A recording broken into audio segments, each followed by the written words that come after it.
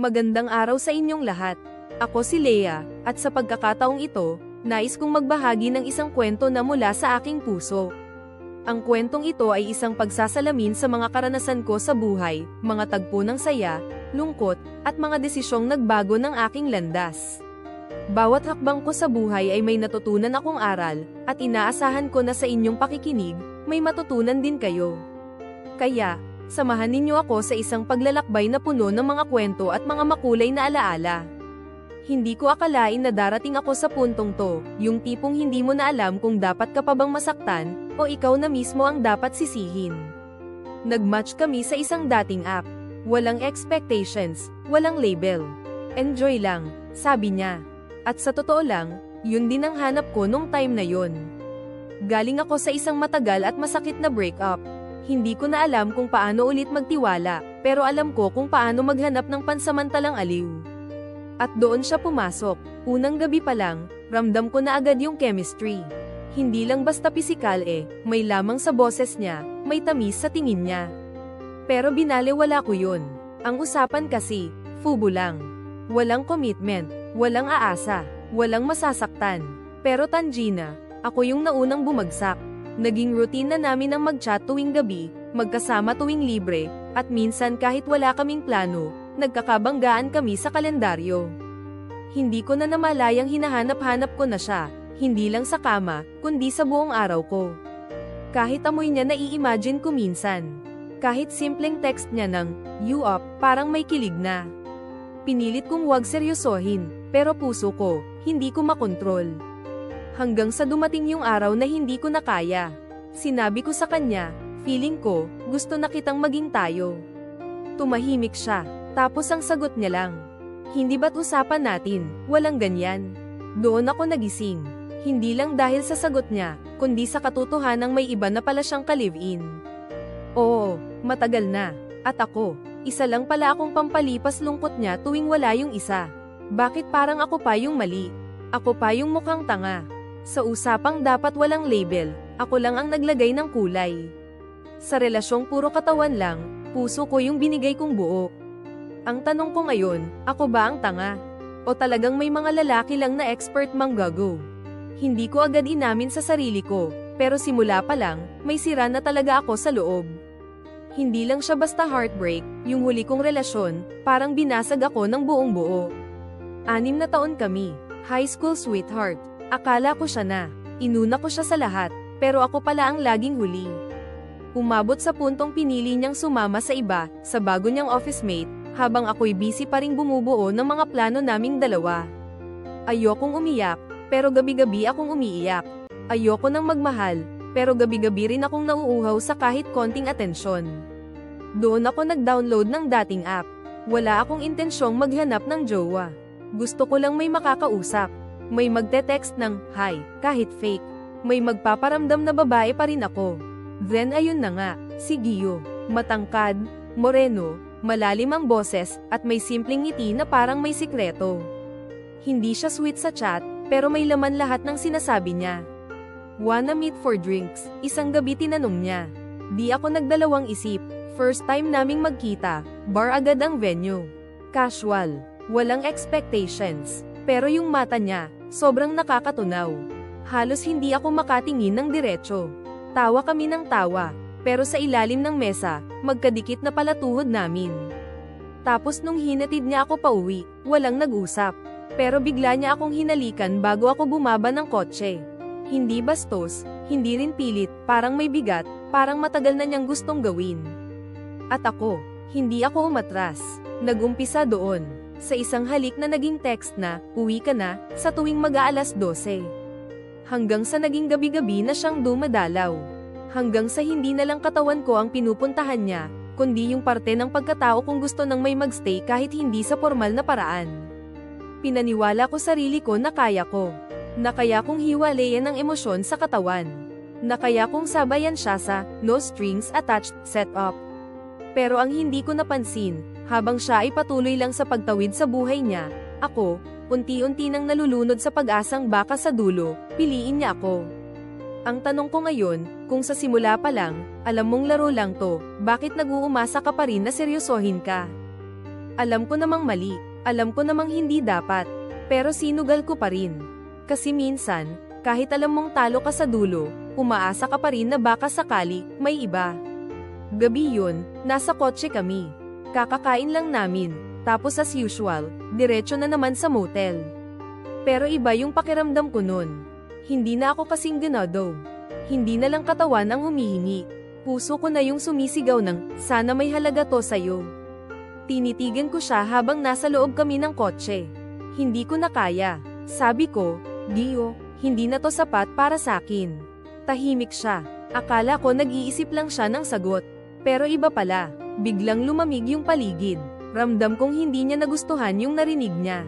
Lea, usapan natin. Wala tayong ganito, diba? Parang may sumampal sakin. Seryoso. After lahat ng ginawa natin, lahat ng pinagsamahan natin, ganyan lang, tanong ko. Ang sumunod niyang sagot, mas masakit. Lea, may ka-live-in ako. Matagal na. Wala ka naman sa plano ko. Doon ako bumagsak. Hindi sa upuan, kundi sa loob-loob ko. Lahat ng gabi na inakala kong may meaning, lahat ng halik na akala ko may damdamin, peke. Lahat ng namaskita niya, scripted. Lahat ng lamang niya, parte lang pala ng laro. Hindi ko alam kung iiyak ako o tatawa sa katangahan ko. Kasi ako rin naman ang pumayag sa setup. Ako rin yung nagbukas ng pinto. Ako yung nagbigay ng daan para saktan niya ko ng ganito. Pero mahal ko na siya. Sa paraang hindi ko inaasahan. Sa paraang hindi ko na makontrol. Kahit alam kong mali, kahit alam kong hindi ako ang pinili, umaasa pa rin ako, kahit kaunti lang, na baka sakaling magbago isip niya. Kaya ang tanong ko, ako ba ang tanga? O normal lang bang umasa kapag nadala ka na ng emosyon? Sinubukan ko naman, DJ.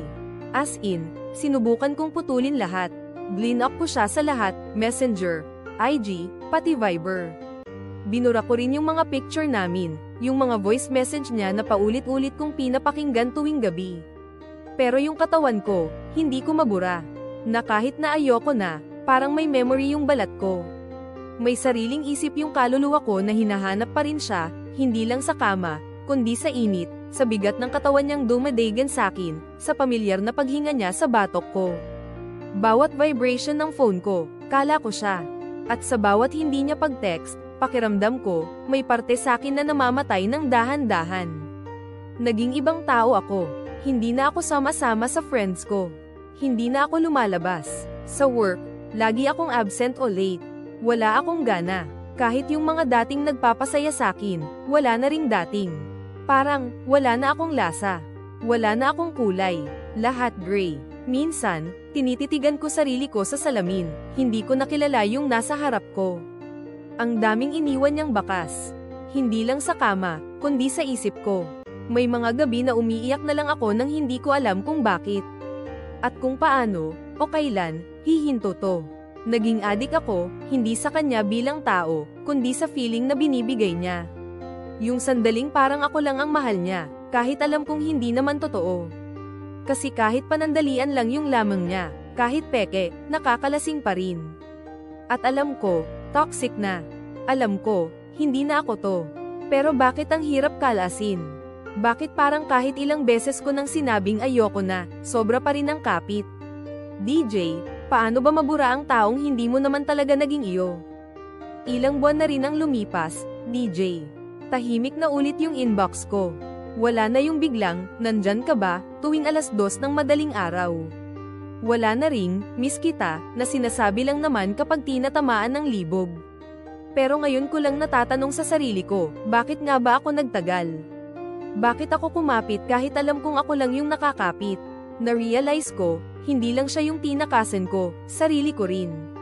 Kasi noong sinabi niyang wala siyang pake kung may nararamdaman na ako, hindi ako umalis. Tumawa pa ako, pinilit ko pang gawing biro yung sakit. Dahil sanay akong hindi pinipili. Mula pagkabata, lagi akong plan B kay mama, kay papa, sa mga lalaking dumaan. Hindi ako yung tinatago sa dibdib, ako yung laging iniiwan sa gilid. Kaya siguro nung pinayagan niya akong pumasok sa kama niya, kahit walang label, kahit walang kasiguraduhan, tinanggap ko. Kasi kahit papano, may lugar ako. Kahit pansamantala, pero hindi lang katawan ko yung gusto kong ibigay sa kanya. Gusto kong mahalin din niya yung mga bitak ko. Gusto kong hawakan niya yung mga parte ng pagkatao ko na kahit ako, takot akong harapin. At siguro, yun yung pinakamasakit na hindi niya kailanman hinanap yun sakin. Kasi hindi niya ako minahal. Ginamit lang niya yung butas na iniwan ng lahat ng nauna sa kanya. At siguro, ako rin, ginamit ko siya. Para punan yung puwang. Para mapaniwala ang sarili ko na kaya pa akong gustuhin. Na desirable pa ako kahit basag-basag na ako sa loob. Hindi ko masisisi katawan ko kung bakit siya hinanap. Pero ngayon ko lang naiintindihan, hindi sex ang hinahanap ko. Kundi yung feeling ng may uuwian. Yung may pipaikit sa tabi ko kahit hindi ako maganda, kahit hindi ako masaya, kahit hindi ako buo. DJ, mali ba akong magmahal sa maling paraan kung wala namang nagturo sa akin ng tama? DJ, hindi madaling magsimulang muli. Lalo na kapag ang kalaban mo, sarili mong utak. Araw-araw, paulit-ulit kong binubura yung mga litrato niya sa gallery ko, pero parang mas mabilis bumalik sa memorya kaysa mabura sa screen. Pero sinubukan ko, ginawa ko lahat ng kaya ko. Nagsimula ako sa journaling. Una, parang assignment lang, isusulat mo lang kung anong nangyari sa araw mo. Pero habang tumatagal, doon ko nakita yung pattern. Na palagi kong inuuna yung taong hindi naman ako inuuna.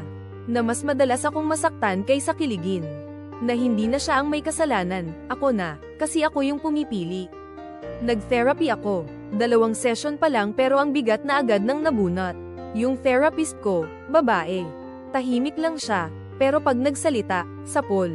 Sabi niya, hindi raw ako broken, nasugatan lang. At may paraan para gumaling. Tinanggal ko na rin yung notifications niya. Wala nang active now, wala nang pag-aabang. In-unfollow ko, hindi para gumanti, kundi para gumon. Para hindi na ako paulit-ulit na magpanggap na okay lang ako habang hinihintay ko siyang mamili sakin. Sinubukan kong lumabas ulit, hindi para maghanap ng kapalit, kundi para maalala kung sino ako bago siya. Bumalik ako sa painting, sa pottery class. Ang galing ng feeling ng may nalilikha kang bago, lalo na pagpakiramdam mo, lahat sa'yo wasak. Tapos may nakilala akong bago. Hindi siya romantic interest, isang babaeng nakilala ko sa class, matapang, madaldal, at parang walang takot sa judgment. Wala pa kaming 1 linggo magkakilala pero naramdaman ko agad na safe ako sa presensya niya. Parang hindi niya ako tinitingnan base sa mga maling desisyon ko, kundi base sa kung paano ako bumabangon. Di ko pa kayang sabihing buo na ako, DJ. Pero ngayon ko lang naramdaman na kaya ko palang piliin ang sarili ko, kahit pa ilang ulit akong hindi pinili. DJ, ilang linggo na akong tahimik. Walang tawag, walang message, wala siyang paramdam. Akala ko totoo na yung katahimikan, sign na tapos na talaga. Kaya sinubukan ko talagang ayusin sarili ko. Araw-araw may bagong dahilan para wag balikan ang sakit. Natuto akong kumalma sa ingay ng sariling utak. Pero kagabi, bigla siyang nag-message. Can I see you? Just one night. Last na. Yung 5 o 6 na salita na yon, DJ, parang bomba. Parang bumalik lahat ng laman ng inbox ko, yung mga voice note niya, yung late night na tawag, yung mga titig niya na parang ako lang ang babae sa mundo. Lahat ng sinubukan kong ibaon, biglang nabuhay. Nag-freeze kamay ko. Nakatitig lang ako sa screen, hinahayaang paulit-ulit tumunog ang notification tone. Muntik ko nang i-type ang, saan? Pero inipit ko sarili ko. Literal, niyakap ko sarili ko kasi nagkakagulo na naman katawan ko. Yung excitement, yung kilig, yung init, na-miss ko rin, DJ. Pero naalala ko rin yung lungkot pagka-uwi, yung walang text kinabukasan, yung feeling na gamit lang. Tumayo ako, tinignan sarili ko sa salamin. Di na ito yung babaeng agad-agad pupunta sa kanya. Hindi na ako yung kailangang patunayan na ako yung mas pipiliin. Tinignan ko mata ko, may luha pa rin, pero mas buo na. Huminga ako ng malalim, tapos nireplyan ko siya. Hindi na ako yung dati. Pinatay ko phone ko after. Hindi dahil takot ako sa sagot niya, kundi kasi for the first time, sure na ako sa sagot ko. At hindi ko na kailangan ng validation niya para mapanatili yung lakas ko. DJ, hindi ko sinasabing healed na ako. Pero ngayong gabi, hindi ko sinira yung progress ko. Hindi ako bumalik sa kanya.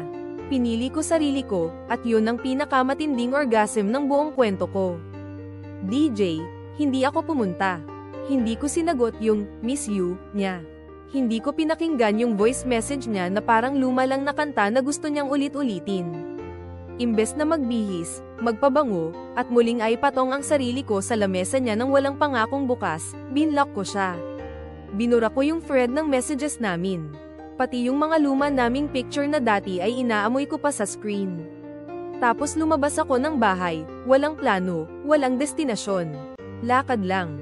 Ramdam ko yung hangin sa balat ko, yung init ng araw sa batok ko. For the first time, hindi ko siya iniisip habang ginagawa yon. Wala nang vibration ng phone na nagpapakaba sa akin. Wala nang, baka siya to. Tahimik, pero hindi na nakakatakot ang katahimikan. Mas parang, finally, naririnig ko na sarili ko. Sa bawat hakbang ko, DJ, ramdam ko yung bigat na unti-unting bumibitaw sa balikat ko. Hindi dahil nawawala ang sakit, kasi andyan pa rin siya minsan, nanlalamig pa rin yung kamay ko pag may tumutunog sa phone. Pero ngayon, kaya ko na siyang hindi pansinin.